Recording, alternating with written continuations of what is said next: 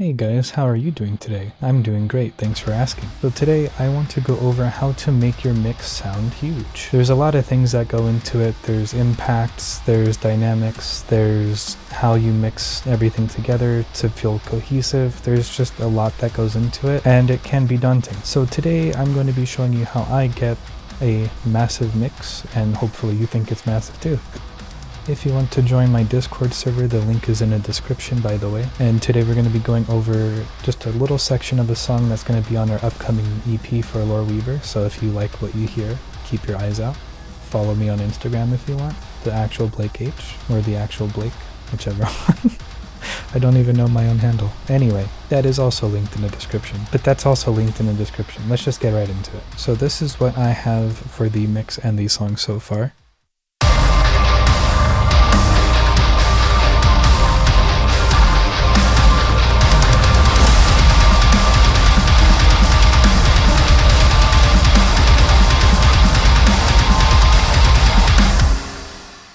So I think that sounds huge, honestly. So first we're going to be covering impact. And the reason impact is important, at least to me, in something sounding huge, is how you process the impact, how you process the risers and all of that extra stuff. That really does have a huge effect on how massive the song is perceived. And so if I go down to the production, is what I call the bus, you'll see that I have quite a lot, but that's kind of unnecessary. But you can see here, like, I have an impact that I usually use for my impacts all the time. As you can see, it's there on every single one that's on this track. But you'll see that I have reversed it. It's a riser going into it, as well as this little more short impact. I have that also reversing up into that impact. I have yet another riser just to layer onto it, and that's all going to be subjective, but I can show you what it sounds like all together.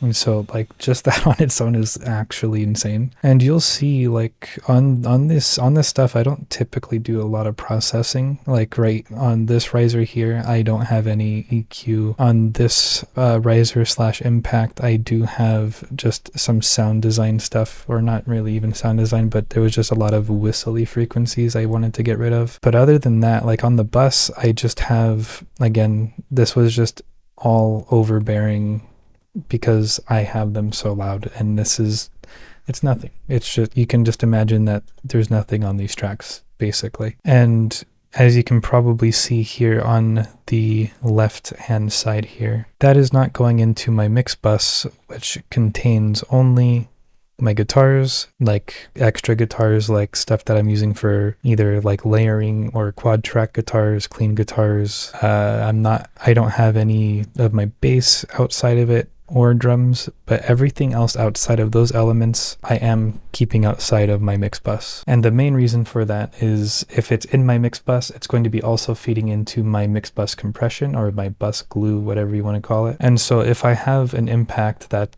I want to be loud, it's going to absolutely demolish the compressor that's actually making the song feel more cohesive and together and glued. And so with as loud as I like impacts personally, I just straight up can't achieve that if I feed them into the mix bus. And another reason why that is also helpful is, you can see, like, even right here, I do have automation for the volume. So it looks like I wanted this one to be about a dB louder than usual that I have in the song. When I push up that 1 dB for the impact and the riser and all that, it's not going to, again, affect the instrumental. It's just going to strictly have those elements be louder, like this.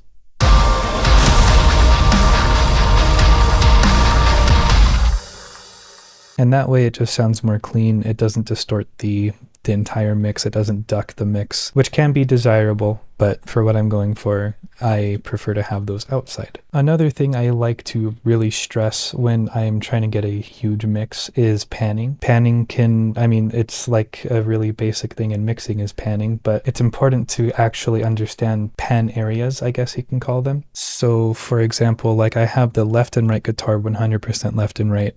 I have the quad tracks going 100% left and right. All of this extra, like, little ear candy,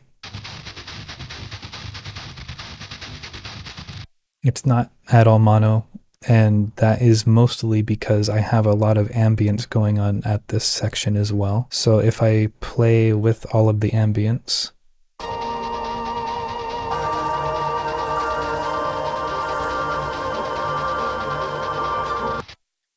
which was written by Inhuman Shimmer, which also joined Lore Weaver, but check him out, he's in the description as well. But you can see, like, if those guitar stutters were mono or anything less than 100% left and right, it would be a lot harder to hear that texture that I wanted them to add in this section. And while it is subtle, it would be absolutely just inaudible if it was even in the middle at all. And so just keeping stuff like that in mind with the panning, like obviously guitars are 100% left and right. You can do mono guitar like right in the middle just to kind of like, and just make it kind of mesh more into the bass. I've seen people do that. But generally having that mindset of, okay, there's a lot of stereo stuff going on right now, and I really want this guitar part to actually fit in, and you're trying to mix it in and it's just not working out, and you're trying to sidechain and all this complicated stuff, actually spacing everything out. That way it's just easier for you. You don't have to mix it in. It just works because everything is mono. Something stereo is going to sound huge. If everything is stereo, something mono is really going to get your attention. And it doesn't really require automation with volume. For the most part, at least in my experience, it might. But that is a great way to save yourself some headache with mixing and actually get something to stand out in an already loud and massive mix. Another thing that I would say makes a mix sound and feel more massive than it really is how well the bass and the guitar mesh together. And I've talked about this many times. I've talked about this in many videos, but it is important. And I talk about it so often because it really matters. What I like to do, and if you've been watching me for a while, you know that I like to use the same exact guitar IR on the bass grit track as I do for my guitars. So for example, I know that this is the Buster preset I Love M160 TBH from Contenders Round 1. That's on the bass. And if I scroll up here, it's also going to be here on the guitar. And if I solo out the guitar and the bass, you'll hear that while the bass isn't a great tone,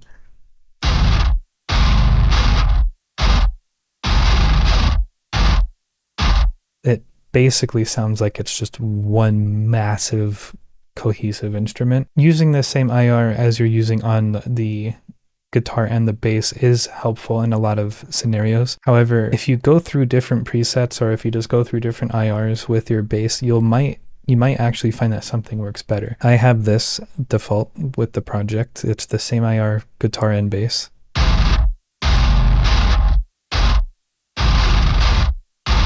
And if I just was going through a few just preemptively, the clean Supreme, it doesn't really seem at all like it would fit, but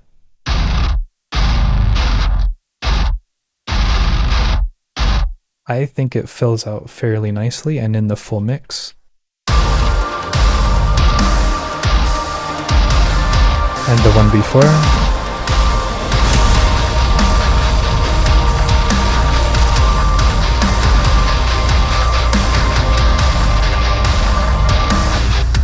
Personally, I think that even works better than what I was working with because you can actually hear the bass now.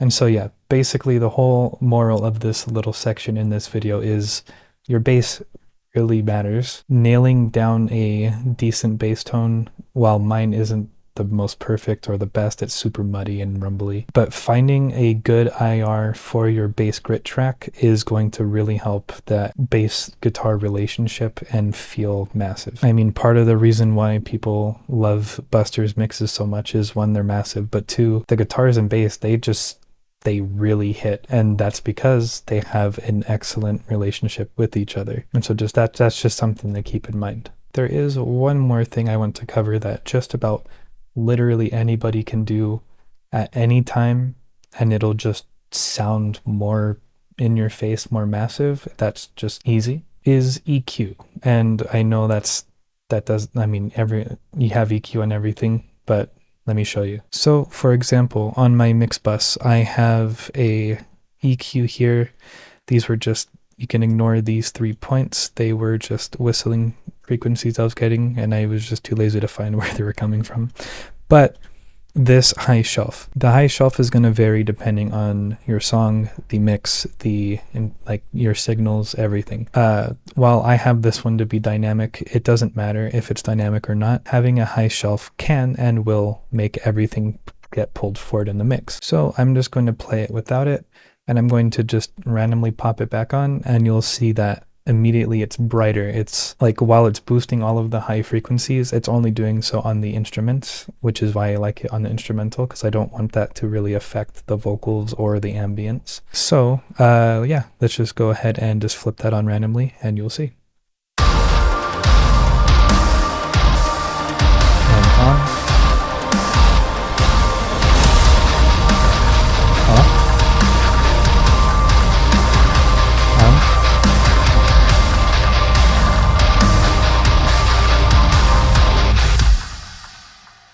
I mean, yeah, you can really see there. It's subtle on my example. I find that a lot of people that mix, they tend to mix very dark.